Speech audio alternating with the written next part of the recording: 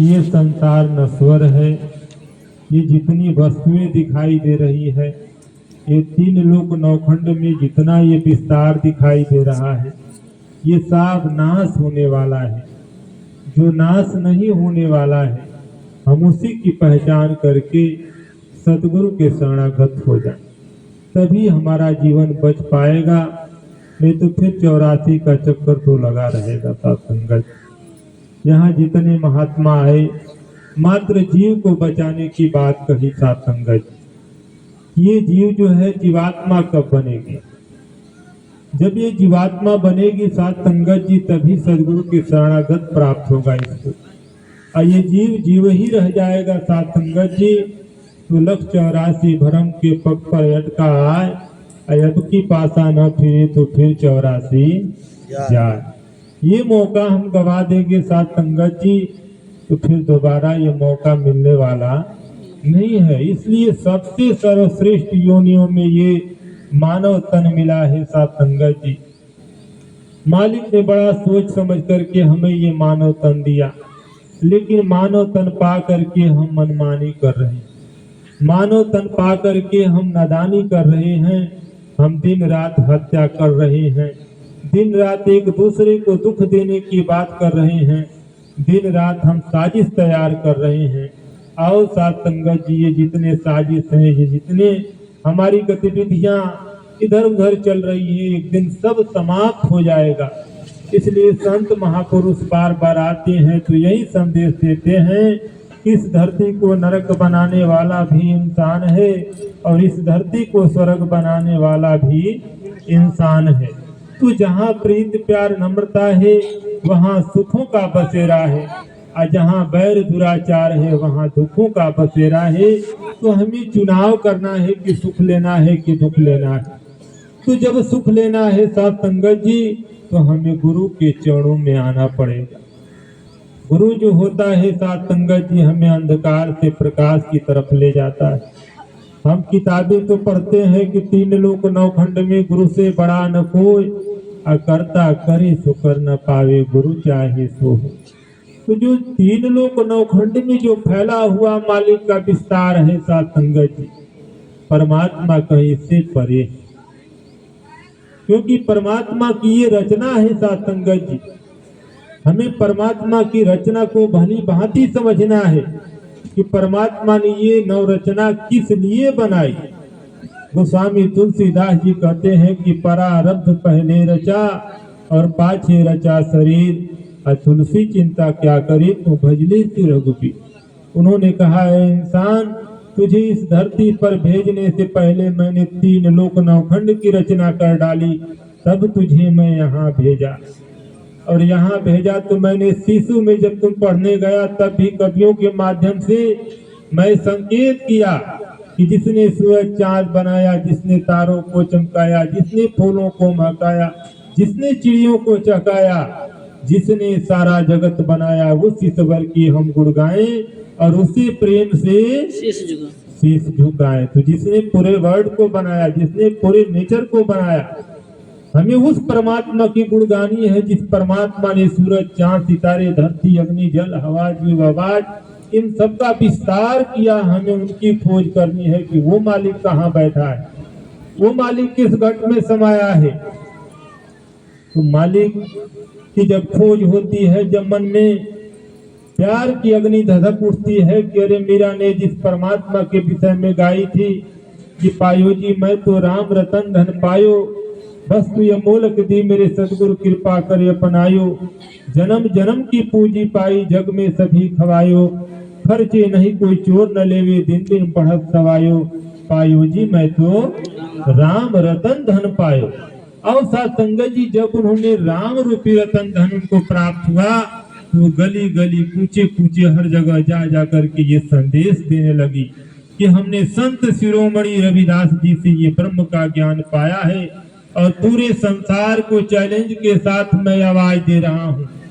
लोग तो कहते हैं कि तू सस्ता पा गई है, तू महंगा पा गई है, तो वो कह रही है, कोई कहे गारो कोई कहे गोरो, अरे मैं तो लियो बजंता ढोल।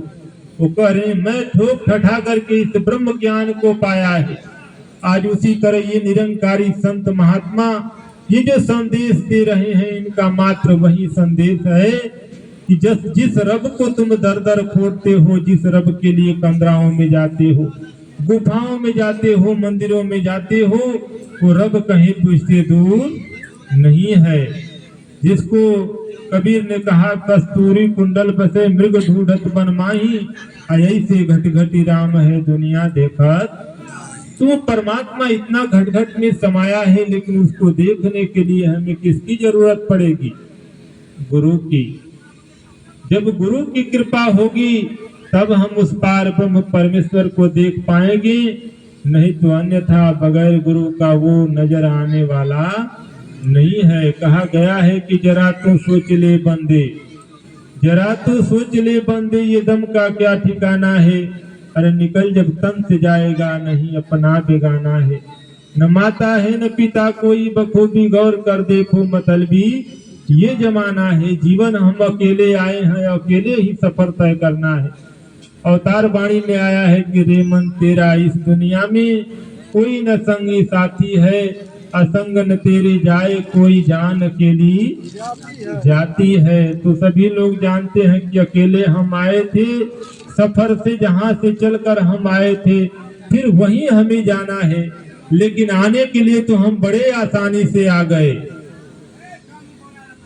आने के लिए तो हम बड़े आसानी से आए, लेकिन जाना बड़ा जटिल हो गया है, बड़ा कठिन हो गया है। साथ संगत जी, कठिन होने का कारण क्या है कि हम आए थे फूल चूनने बागे हयात में, आदामन को खारे जार में उलझा के रख दिया। आए थे परमात्मा का भजन करने के लिए, हम तो ऐसे जंजाल में फंस गए, घर द्वार खेती बाड़ी बीवी बच्चे मुकदमा लड़ाई झगड़ा इन सभी में फंस करके हम परमात्मा को भूल गए। तो सदगुरु बड़ा दयालु होता है, वो इस धरती पर बार बार अवतार लेकर आता है। किसके लिए आता है?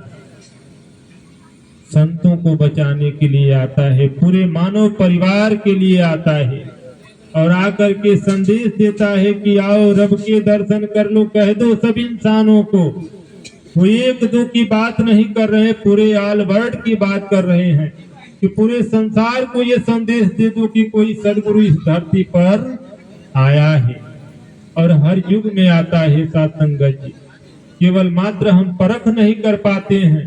अवतार वाणी में आया है कि सतयुग भीतर इसी ने आकर के प्रहलाद बचाया था, त्रेता में रावण को मारा, द्वापर कृष्ण कहाया था।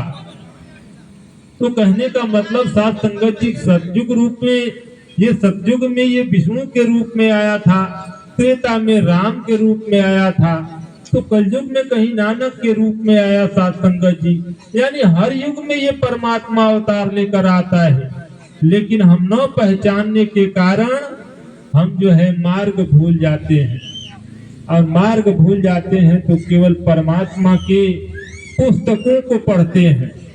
तो पोथी पढ़ पढ़ जगमुआ पंडित भयान कोय, 2.5 अक्षर प्रेम का पढ़े सो पंडित हो। तो हम केवल पुस्तक दोहराते हैं, रामायण पढ़ते हैं, गीता पढ़ते हैं, वो क्या कह रही है हम उसके ऊपर ध्यान नहीं देते हैं। तो अवतार वाणी में आया कि एक न भूला दो न भूले, भूले सब ही जाते हैं, अनामी की पहचान नहीं है, नाम का रटन लगाते हैं। मन के कहने पर निज बुद्धि उल्टी राह लगा बैठा, भांति भांति के गढ़ के प्रतिमा कई भगवान बना बैठा। अरे उसको दीप दिखाए मूर्ख जो कुल जग का दाता है, सर्व सुगंधित दाता आगे जा जा धूप जलाता है, कर्म कांड की अधियरिया में बिल्कुल अंधा धोखा खाता है। तो कहने का मतलब साथ संगत जी कि संत महात्मा पीर पैगंबर आते हैं तो हमें ढकोसला से, कर्म कांड से हमें बचाते हैं, और हमें एक परम पिता परमेश्वर से जोड़ने का काम करते हैं। तो ये निरंकारी मिशन का पहला संदेश है साथ संगत जी कि पहले दर्शन फिर हो प्रीति, फिर चाहे कोई जाप करे।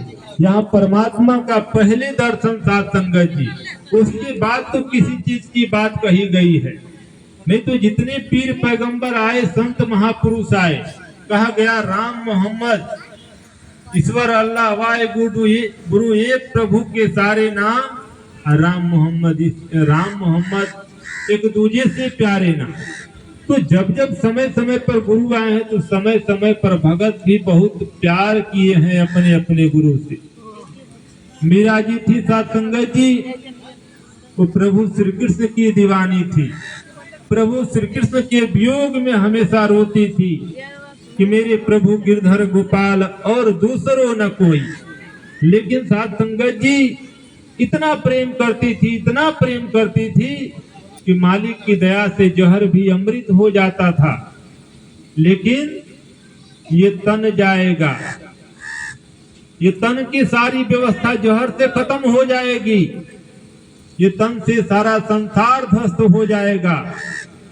लेकिन संत महापुरुष जो होते हैं, जब उनके जीवन में ये प्रकाश उत्पन्न होता है कि मैं जिस मालिक के घर से चलकर आया हूं, हमें उसी मालिक के घर में जाना है,